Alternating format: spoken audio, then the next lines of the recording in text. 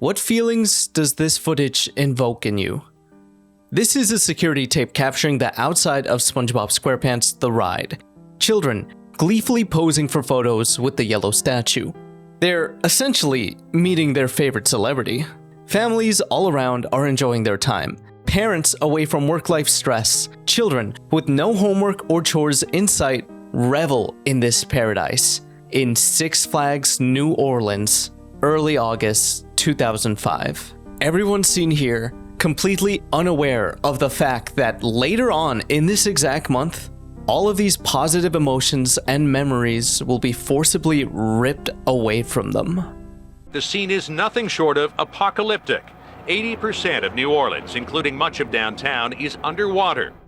In the aftermath of Hurricane Katrina, many areas of New Orleans were left submerged. This included Six Flags, which resulted in this unnervingly fitting picture of the SpongeBob statue left partially underwater. Due to the damage from the hurricane and resulting saltwater flood that stood for over a month, 80% of the buildings and rides were deemed unsalvageable. In 2006, Six Flags regarded the location as a complete and utter lost cause, foregoing any attempts at rebuilding. Thus, the park was left to rot. Sitting abandoned all these years later, this place, which was once the site of smiles and laughter, became desolate. With time, decay and graffiti overtook the attraction. But SpongeBob remained his cheerful self, up until his inevitable collapse.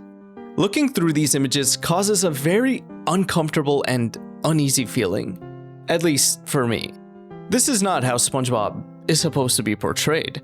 This is what it looks like when it all goes wrong, a symbol of childhood's departure. When a beloved icon of innocence meets the brute force of reality. Right here is a spot where many children formed beloved, cherished memories, and many of those children had to face the consequences of both this disaster and the bumbling incompetence of the relief effort. What really gets me is when I think about how, around this time, I witnessed the exact same 4D experience that played at this attraction, far, far away from any huge natural disasters. At Chicago's Shed Aquarium, I was blissfully unaware of what devastation had been occurring. Or rather, I was too far away and too young to fully comprehend it. No, all I knew was that I was going to see SpongeBob in 4D. I was really into zoology as a child, to the point that I thought I was going to enter that career field as an adult.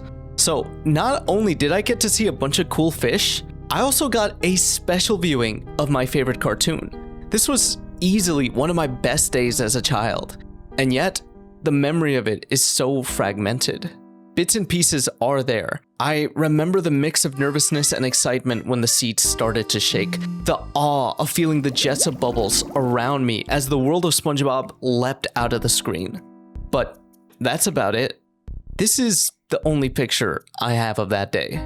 Did you know that whenever you recall a memory, you're not actually recalling that specific memory? What's really going on is that you're remembering the last time you thought about it. This is why, over time, memories fade and details are lost. Maybe this is why these sets of images affect me so much. And not even just this. Any image of SpongeBob that's left abandoned somewhere is enough to tug at my heartstrings. It's a reminder of our own fleeting existence, and it makes us nostalgic for a simpler time.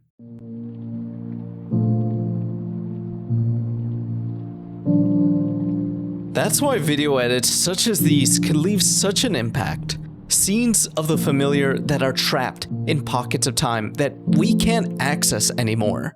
Surreal moments that visually encapsulate what it feels like to grow up. There are many videos like these out there, inciting melancholic feelings out of us. It's no accident that the most impactful clips are the ones that are pretty much empty. It reminds me of the saying, you can go back to the past, but no one will be there. If we watch the show again, we'll probably still have a good time watching the episodes, but we'll notice that it's just not the same. And that's even more apparent if someone were to watch episodes of the newer seasons for the first time. Of course, over the years, the show itself would change. It was no longer the same one we grew up with. For better or worse, it became something different for a new audience. Most people who were raised on the first seasons don't regularly watch the show anymore, and if they do, it's mostly viewings of the classic era. Something that I noticed recently is just how much the element of music has changed over the program's run. Or more specifically, how many of the tracks in the most iconic of episodes are just no longer used. Music is one of the most powerful aspects of recalling memory. You might not remember the scenes where these songs were used, but you probably remember how it made you feel. These tunes were utilized in setting the mood for scenes so well in the first few seasons, and then they would just end up getting replaced. Maybe getting another chance to shine 20-something years later. But going back to trying to tap into those childhood memories of those earlier episodes we're so fond of, we're longing for a world that doesn't exist anymore. All of those good times are in the past. We traveled through time very quickly, and before we knew it, we were no longer children. We had to face the real world and adapt to everything it threw at us, and that is no easy task. Over the past few months, I've been conducting weekly polls here on YouTube, most of them featuring SpongeBob mood pictures where I ask you guys how your week has been. Unfortunately, from what I've seen, the initial responses are always very negative. People really are going through it. The greater number of comments are people sharing how badly their week went. Even though I might not respond, I do try to read all of these comments, and my heart truly does go out to all of you who are having a hard time. I know this whole life thing isn't easy. We live extraordinarily complex lives as we face a cocktail of equally complex challenges. What I will say though is that I've noticed somewhat of a pattern in these negative comments. People feel very alone and disconnected from others. I'm assuming that many feel like they lack community, so I'd like to take this opportunity to invite you over to our community server. We share memes, pictures of our pets, and watch movies together. I've also been streaming old SpongeBob episodes here while I work. There's a lot of cool people already there, and we'd love to have someone like you too. Link for that is down below.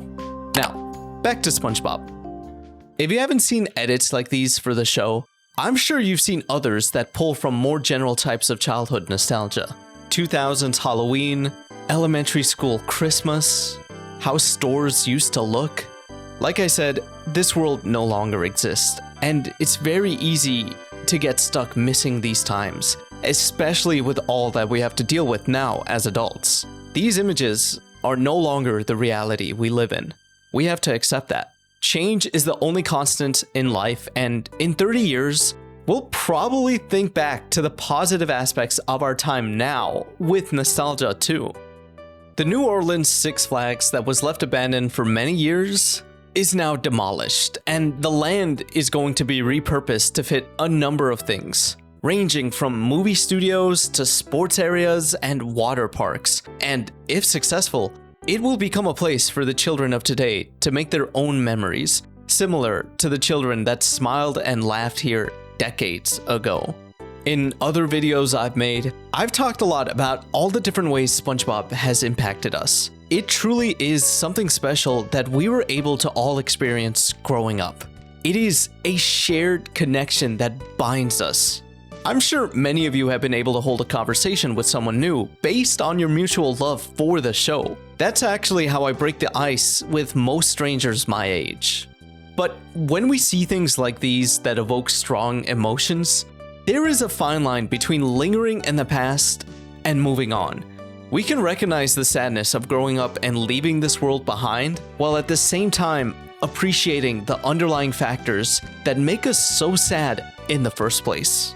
This was an amazing show, and there will never be anything like it ever again, both in terms of the show itself and where we'll be in life to watch it. Above all else, we should really be more appreciative that we were able to even experience this during our formative years, because even after so long, it still holds up so incredibly well. It really was something quite unique, wasn't it? Thank you so much for watching.